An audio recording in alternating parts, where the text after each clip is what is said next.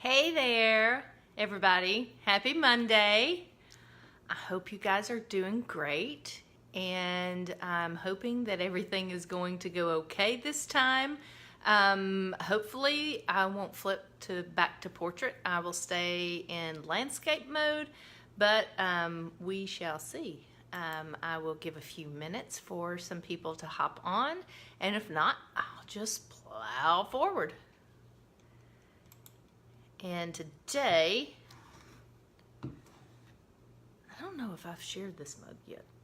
It's the Beatles, the White Album, which is actually, I just heard the other day on Sirius that they're coming out with a re-release of a collector's edition. I think one of them has like 7 discs or something. I was like, whoa, but it has a DVD too.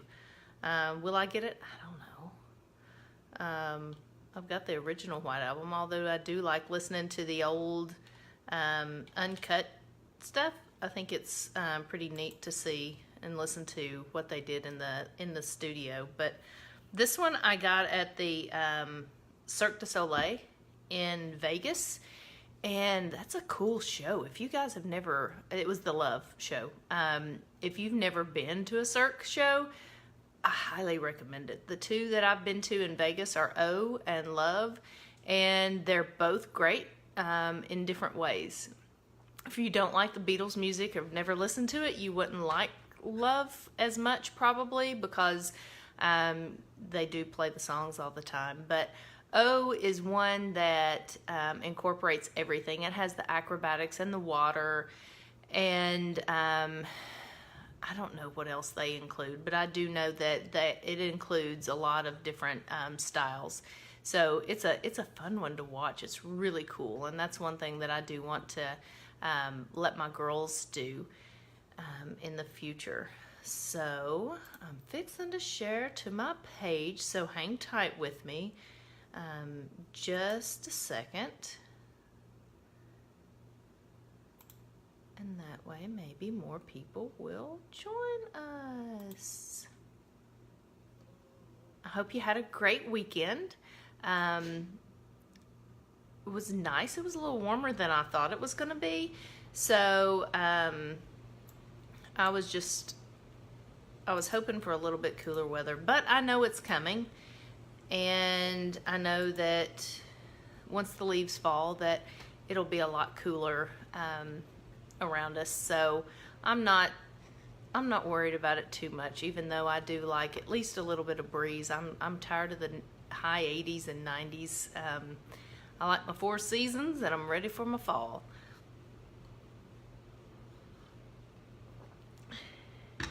Hey Leslie. Oh, you guys are on fall break this week. I forgot. Putnam County, Cookeville gets two weeks. And we only get 1, so we go on fall break, I think. Looking at my calendar. Yeah, next week. So we start next week, and I'm not sure that I'll do one next week. You've got a lot of housework to do, I believe. According to your Facebooks, maybe you're almost finished with it now. Hey, Sherry. And I'm just drinking black coffee with a little bit of Nut Pods creamer. So if anybody ever wonders, I get that question a lot. I mean, a lot. I actually got it asked this weekend like 3 times. Yeah, time to put everything back together. That's the worst part. I think I would rather just keep doing something else and let everybody else put it back together. Okay, well, we've waited a couple of minutes, and I will go ahead and start talking about sleep and talking about some health effects. And sorry, you guys can kind of see through my sheer curtains at my porch, because that's the cat's territory, and she likes to hang out back there. So if you see some movement, I don't have like some wild critters back there. It's just my kitty cat. But I do want to talk about sleep and how it may affect your health. Actually, it can affect your health. It's not that it might, it can. And when I was doing some research for my article, my blog post that's coming out by Wednesday, I was kind of surprised that, I mean, I had heard some things here and there, but when I heard and read that it was, hey Mandy, glad you could join. I'm just starting on the sleep and just talking about how it does affect your health. And it's not just sleep. It's not just the amount is what I mean. It is also the quality of your sleep. Because if you're a flip-flopper, if you snore a lot, if you have sleep apnea, if you are one that might wake up at 2 o'clock in the morning and staring at the ceiling and can't get back to sleep for a couple hours, that's an indicator that there's some underlying problems that you probably might want to have looked at or start looking at them yourselves so that you can make sure that your health is a priority, and sleep does affect your health. And one thing when I was doing the research that I'd started talking about is that the lack of sleep. So if you are sleep deprived, and I'm not talking just an hour or 2 or 3, you know, it's people think when they are sleep deprived that it's going to be an all-nighter, that they have done a huge project, the kids are out to prom, or they might have had, I don't know, maybe you stayed up painting your house, Leslie, all night long, and, excuse me, you create a sleep debt. And that sleep debt can't just come back on Saturday when you decide to try to sleep in for a few hours. It does come with just maybe an hour or 2 of past your normal routine. You can start creating that sleep debt. So if you are normally a 7 or 8 hour sleeper, which the recommended time is 7 to 9 hours of sleep every night, and I'll give you a little tip. There are very few people, like 5% of people, that can actually go on 6 hours or less per night. And they actually have a gene mutation. So don't just tell yourself that you've adapted to sleeping less a night. It's a falsity. So you need between 7 and 9 hours for most people. And if you don't get that, it's okay usually for a day or 2, but you might start paying attention to how you respond, how quickly you respond, how your brain functions. It's crazy how your brain just sometimes will not work if you've not had sleep.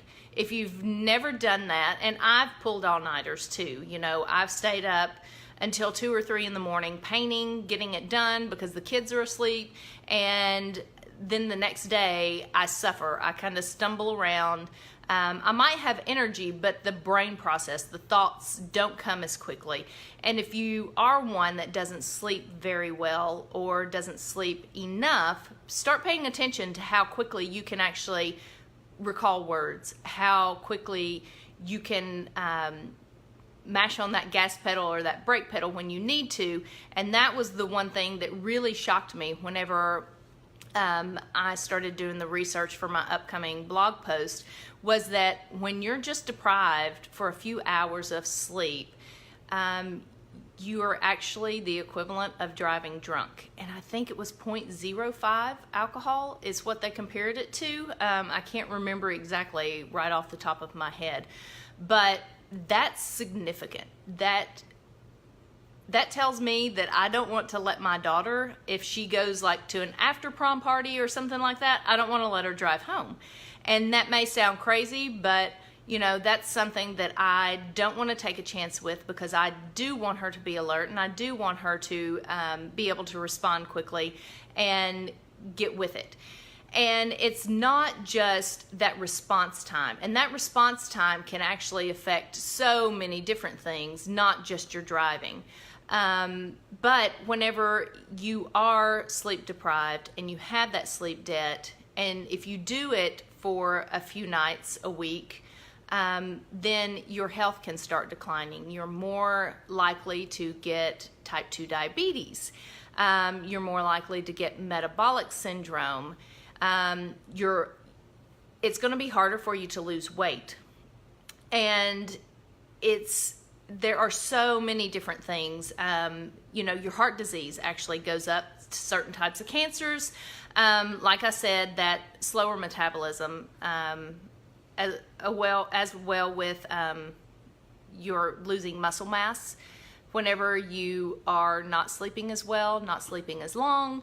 And as you age, that's very important, is to keep up that muscle mass.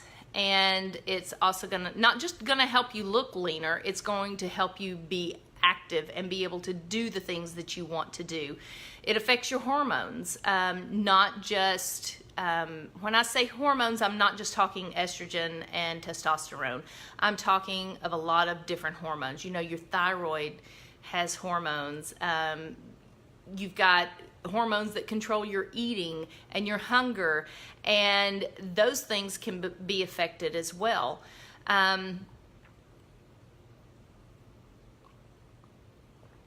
So when you are thinking about if you are getting that sleep, if you're not, there are some steps that you can take that can help you get to sleep and sleep better. And for everybody, it's going to be different, but you need to create, number one is you need to create a consistent routine.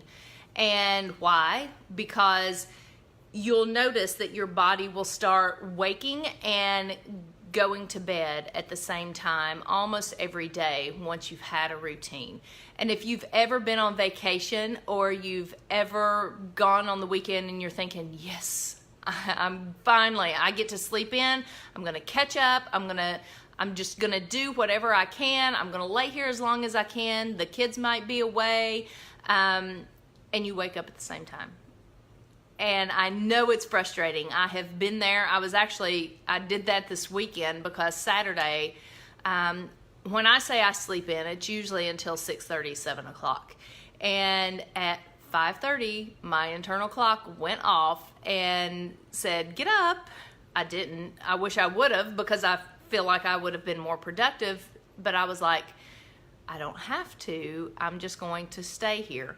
But as long as you try to stay within that range, if you go to bed every night at 9 o'clock and you get up at 5:30, 6 o'clock, try to stay within an hour of the same. So, try not to go to bed later than 10 and try not to get up any later than, 6:30, 7, even on the weekends, because it creates this pattern with your body called the circadian rhythm that your body needs to get used to, and it actually helps bring down cortisol levels, those stress hormones.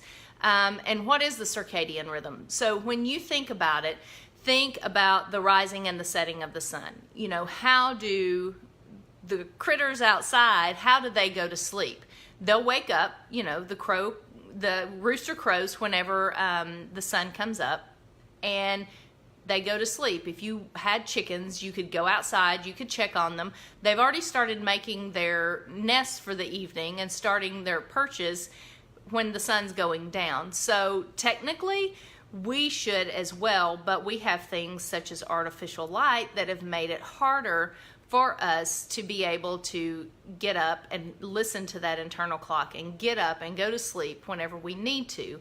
So that's why you need to try to maybe start dimming the lights in the evening. Around 6:30, 7 o'clock at my house, we'll usually dim the lights, and I have a lamp in the living room where we usually will be after dinner, after we've cleaned up and stuff. But I have a bug light, and it's those yellow lights, those disgusting yellow lights that you can see on people's porches sometimes to keep the bugs at bay.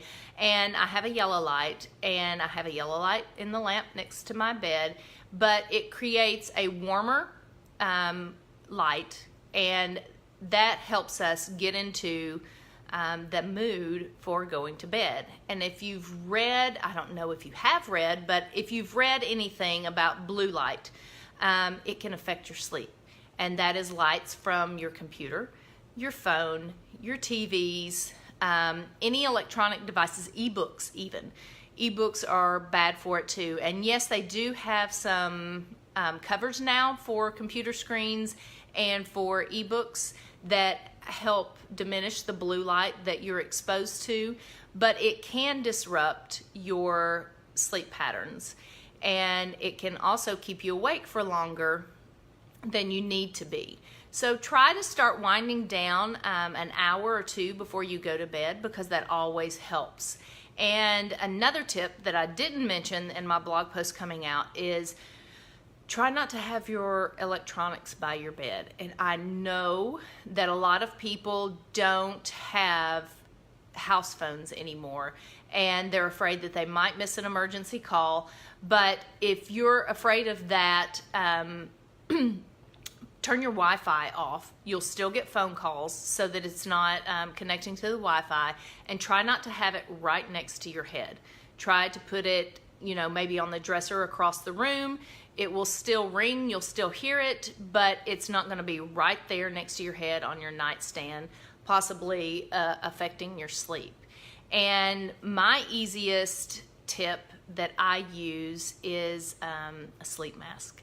And I didn't start using it until, sorry, my phone was ringing, and I hate that telemarketers can now call my cell phone. But I use a sleep mask, and I started using one maybe a year and a half, 2 years ago, and that has made a big difference in the way I sleep. Because if you think about it, even if the moonlight comes in, because when we've had a full moon, the light, usually 2 days after a full moon, the light from the moon will come in through our blinds. And it is so bright. It lights up the entire room. But if you have any outside lights on, if you have security lights that might pop on during the night, if there are street lights or anything like that, even a light from your alarm clock can cause sleep disruptions. So, if you're one that rolls over and looks at your clock quite a bit, you might try turning it away from you, because when you roll over and you look at it glaring at you in the night, it triggers things in the brain to kind of start waking you up. So it sounds like these little bitty things would be crazy, but these little bitty things can actually make a huge difference in the quality of your sleep. And just try it for a few nights. If you can handle the sleep mask, I highly recommend it, because it blacks everything out and you're not disrupted by a lot of different things going on. If you don't think you can handle something like that, then try turning the alarm clock away from you. If there's other glaring lights, sometimes people have TVs in their rooms, which I don't recommend, because TV shouldn't be the last thing that you watch before you go to bed. But if you do have that TV in your room, you probably have like a little blue light or something on to show that the power's there.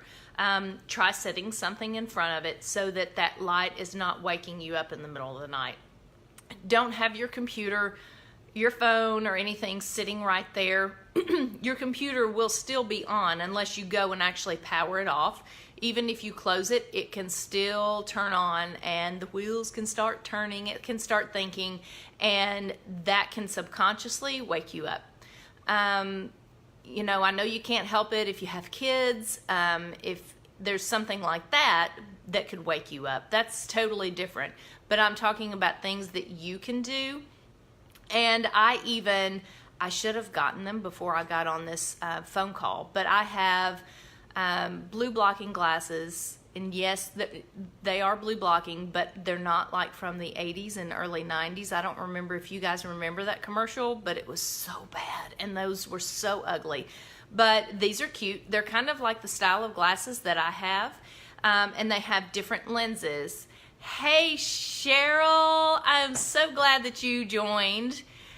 And but I have some they're called Swannies, Swanwick glasses, that I got, and it's so easy to put those on if I'm going to be in front of the computer for a really long time, or if I rarely watch TV before I go to bed, but if I do, I put them on. And I even bought a pair for each of my girls. And if they're on the computers or they are watching TV after dinner, then they have to wear their Swannies. And they get a lot of exposure in front of the computer during school. So I try to limit their exposure to computers whenever they get home, and if they are on them, then they have to put on their Swannies. And even all of that blue light exposure, even if it's not right before bed, even all day long, it can affect the way that we sleep at night. And those health problems, it can lead to heart problems and the cancer, like I said. And a biggie for a lot of people is they don't realize that it can cause them to gain weight. And when you've got that spare tire around your waist, you know what I'm talking about, the bulge that goes all the way around that people always complain about losing. And it can come from high cortisol levels, and high cortisol levels can come from not having proper sleep. And it can also make you, I was talking about the impaired judgment. When you can't think and you can't process and you're not making great decisions after you've not had some sleep for a night or two, then you're more likely to reach for the chips and the macaroni and cheese and all of those other comfort foods that we tend to go for. Whatever your vice is, it might be cakes and pies and cookies and things like that. But those comfort foods, you're more likely to reach for them if you've not had a good night's rest. You're going to make better decisions. You're going to eat your veggies. You're going to have your lean proteins and your healthy starches and carbs and fats if you have the proper sleep and a good quality sleep the night before. And there's actually studies out that show that you consume more sugar if you are lacking on your sleep. So, and I even talked about the muscle mass, not only just the muscle mass, but you're not going to feel like working out. And everybody needs to do some kind of exercise. I don't care who you are. I've worked with a guy who had a stroke, and he came to me just out of a wheelchair, and we did what we could. That's what you do. You do what you can where you're at. It's not an excuse to not do something. So you have that workout that you're not going to want to get in, and it's going to suffer whenever you do because you're not going to have the energy. And if you have small kids, guess what? You're not going to have the energy. I once was told when I had small kids, take a nap when they take a nap. Your housework will wait. And I swear it will. That was some of the best advice, even though with my second one, when she came around, it wasn't as easy. But you can take small naps and small rests. And when you're paying back that debt that you have created, you can't pay it back all at once. Like I said, you can't go on this sleep binge on the weekends. It comes at different intervals throughout the week because you're limited on how much you can pay back at once. That's right, Cheryl. You move any way you can. Even if it's just moving your arms in the swimming pool or kicking your legs in the swimming pool or whatever it is, you got to do it. You've got to move, because once you stop moving is when you start dying. And I want people to thrive, and I want people to feel their best. And you've got to have movement in your life. You've got to have exercise in your life. So, but talking about the lack of energy that you're going to have, you're gonna feel pooped more often if you don't get a good night's rest. And if you do have small kids, try to ask somebody to help you out, whether it's your husband, maybe you guys can rotate the nights that whoever gets up, or maybe a mom or a dad or an uncle or an aunt or a neighbor or somebody could watch the kids for an hour or two. And it's not an hour or two so that you can go home and do housework. It would be an hour or two so you can go home and you can get some rest, so that your brain can function and so that you can be there for your kids and be the best that you could possibly be. So then, like I talked about with your muscle mass, it can decrease. It can decrease whenever you don't have proper sleep. So you can see how all of these things can tie together, and they can cause you to have health problems. We have three main purposes for sleep. We need to restore our body and our mind. We need to improve our brain's ability to learn. And that's why I've been a stickler for my girls to go to sleep. And even though I have a 16-year-old that is a junior in high school, I still tell her 8:30, I'm like, it's bedtime. And thankfully, she's very in tune with her body, and she doesn't like to stay up until 2 o'clock in the morning and get up at 6 o'clock in the morning. Last year, she told some of her friends, because they were talking about only getting 4 to 6 hours of sleep a night, and she's like, how do you function? She's like, I need 8 to 10 hours of sleep. So it's good that she's realized that, even though it may change when she gets to college, she's realized that her brain and her body needs that much sleep to be able to function. And growing kids do need more than we do. And we also sleep so that we can conserve energy. We don't, we're not 24-hour-a-day beings. We have to have our sleep. So sleep helps us restore, renew, refresh, improve our brain's functions, and conserve energy so that we can go and do the task that we need to do. And, if your sleep is all messed up, it can get better. Like I said, some of the things that I mentioned to be able to do in the bedroom, change out some of your bulbs. They don't all have to be yellow. And just pick one lamp that you might want to turn on. Try to change it out to a bug light bulb, and it will kind of give you that warmth feeling. And you'll feel your body start getting into a routine and start kind of winding down, so that you can start feeling ready for bed. There are things like, if you want to pray or meditate or take a bath or diffuse essential oils, you can do things like that that will help you as well. So I've got a few more things coming out in a few days in the blog that will hopefully help you be able to get some better rest, so that you can start being in tune with your body and seeing when you might need to rest. And if you need a nap and you're able to take a nap, take the dang nap. Because 15 or 20 minutes, even 10 minutes of resting and not trying to power through, so that you can accomplish whatever it was that you were going to accomplish, unless you're at work. I mean, that might be a different story. But if you get home in the afternoons and you're like, I need to take a nap, I just feel like I need to before I fix dinner, then do it. I'm a toughie, and if I'm so tired, my family's going to fend for themselves, just straight up. I don't feel that I have to cook them a meal every single night. And if I don't, then they know they're going to have to go find something for themselves. And there's nothing wrong with that. I mean, yeah, I've got some kids that are older now, so they can do that. But, you have to take care of yourself. Because if you don't take care of yourself, nobody else will. And then who's going to take care of you? Because if you're the one that's going all the time and doing for everybody else, then what happens if you get run down? What happens if you get sick? Who's going to keep up the ship? So you have to take care of yourself. And if it means a 15 or 20 minute nap and you're at a place where you can take that nap, then do it.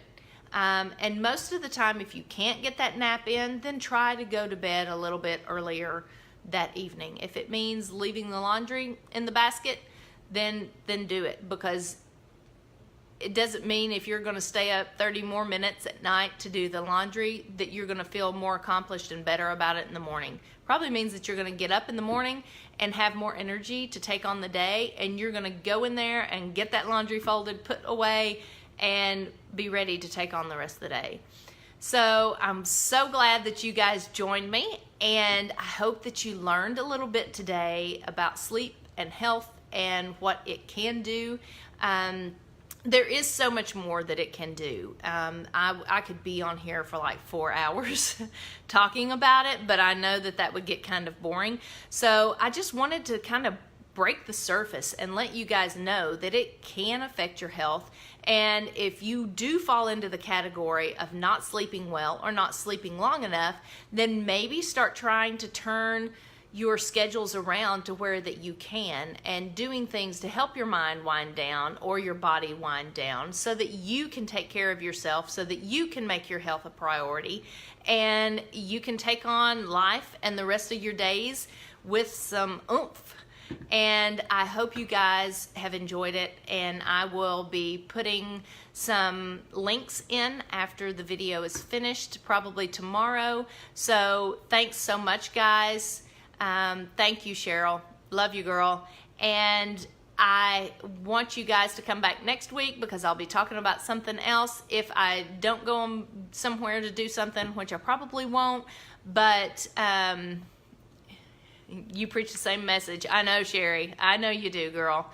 And thanks again, and share it with people, because my mission is to reach as many people as I possibly can with the message that I'm trying to get out. So you guys have a great Monday. Thanks again for joining, and I will see you later. Bye-bye.